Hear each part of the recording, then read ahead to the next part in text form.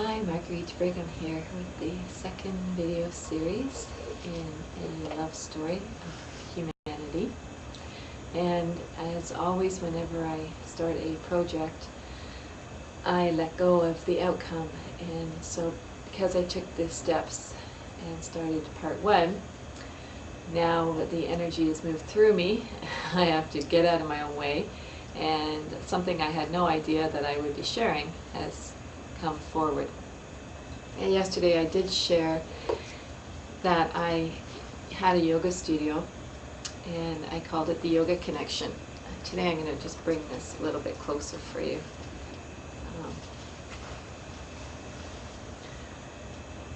One heart, one mind, one world.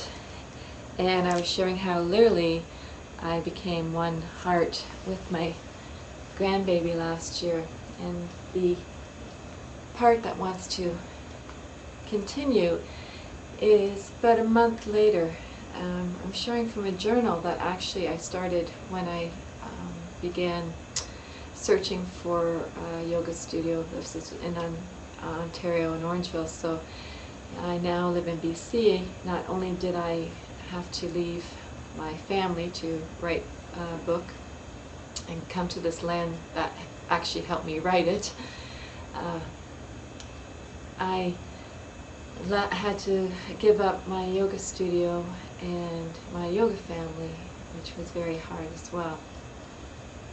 So I don't know if I'll ever be sharing my journey of the steps to open up a yoga studio, but it was the beginning of really following my intuition and getting out of my logical mind, which kept saying, "You're crazy."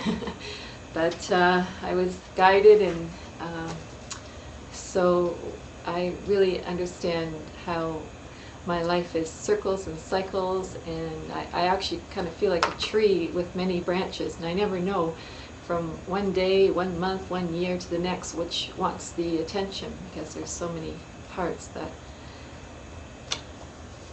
of this tree that need to be watered, I guess, and bloomed. But anyways, right now it's the promise that I made to my grandbaby for a better world for her and all children and generations to come.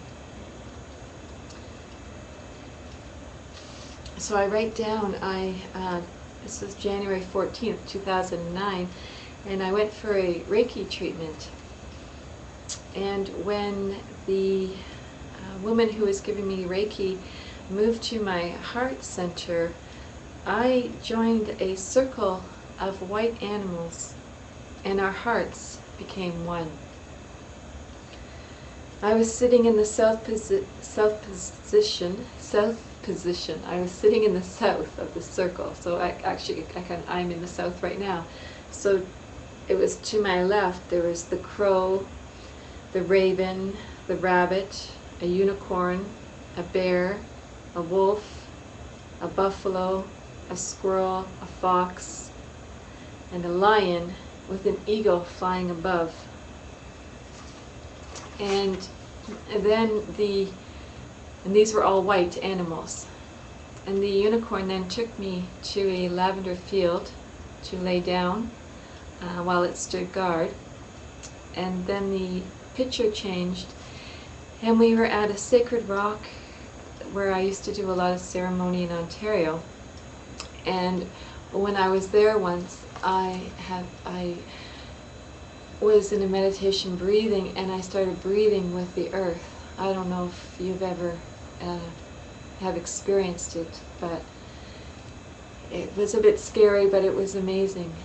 And so I was told, and there was a snowy owl in the tree there, and I was told that I can do ceremony there in my mind at any time, and it will have the same effect as if I'm there in person. And so what happened then was the next 3 days, shows on TV kind of confirmed this vision of our hearts beating as one, the animals and I. And so the Friday January 16th, there was a movie on called Miracle, and it was about a true story of a hockey team for the USA that were college kids and who won the gold medal in the 1980 Olympics in Lake Placid. The message was one of family, teamwork, working hard for a dream, and believing that it can happen. And then the next evening, Saturday night, we watched a movie on magic. It was another true story of the magicians Siegfried and Roy. And it started with their childhoods and their imaginings of a better life. Siegfried is the magician and Roy is the magic of connecting to animals. And in my vision, I didn't know that there was white lions. And it showed how that they lived lives of sacrifice, imagining better future, and then showed that their home, and they lived with white lions and tigers. And so this message was that when we connect to the magic of the child within, we can live in peace and harmony with the animals. And what I loved about that story was, you know, they accentuated the positive and not the negative. The media had showed that one of them was attacked by the lion, but this was really about the love in their hearts, you know, that, which I believe is the feminine qualities of patience and gentleness and a strong love. And this gentle, strong love can overcome the beast. So they lived in harmony, and wouldn't that be wonderful? I mean, if they can do it, why can't we all? Why can't our children live in harmony? And then the last story on the Sunday was a show on the polar bears, and it was the Arctic and the problems they're having, and it also showed the life of the grizzly, and that there was even a white-brown bear, the mother of a polar bear, and the father a grizzly bear. And it also showed an Arctic fox, a white fox, who followed the polar bears.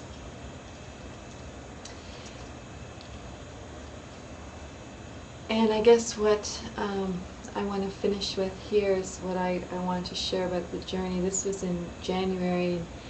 In February, you know, our lives are so busy, and we forget the things that are happening around us. In February, there was a peace circle here in BC, and it was the biggest circle of all of us spreading out and holding hands. And James Twyman, he was saying all the prayers and for all the different religions, and we were repeating after him.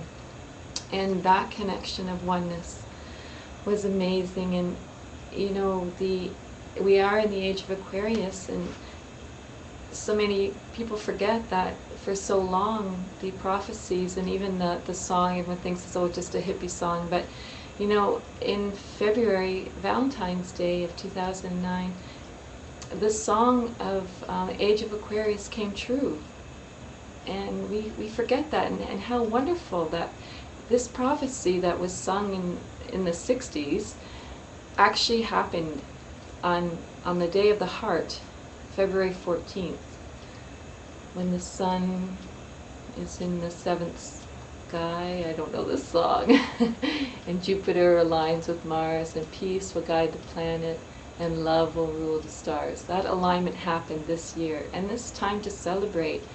I know there's so much to worry about, but you know, it's time to celebrate our transformation. We are in the dark night of the soul as the world. So many have done it individually. Now it's the world. It's a death of the old, and we should be celebrating the rebirth. And it's just as I said, the patience and the gentleness and the strong love for our world, for our children. Thank you. Namaste.